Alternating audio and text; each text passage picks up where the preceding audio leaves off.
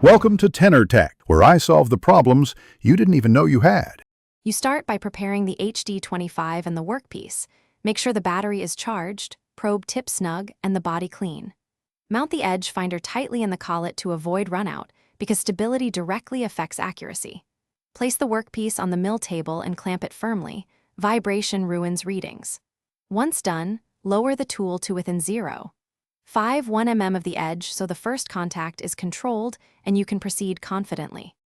You now approach the edge carefully. Use slow, steady jogs in X and Y, relying on 0.010, 0.05 mm increments to avoid overshoot. Listen and watch for the HD25 signal, LED change or vibration, because that indicates electrical contact and the edge location. When you get a definitive signal, retract slightly and record that DRO coordinate. Then repeat for the opposite side. Once you have two edge coordinates, calculate the center or set 0 using half the measured span. For a straight edge, use a 0.5 diameter offset if appropriate. Then verify by rechecking both edges to confirm repeatable readings, adjusting for machine backlash if necessary. If readings shift, stop and troubleshoot.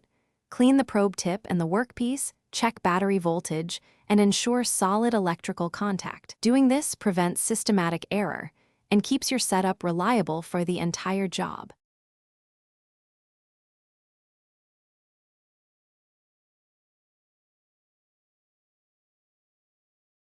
Thanks for watching. Subscribe to keep your life in tune.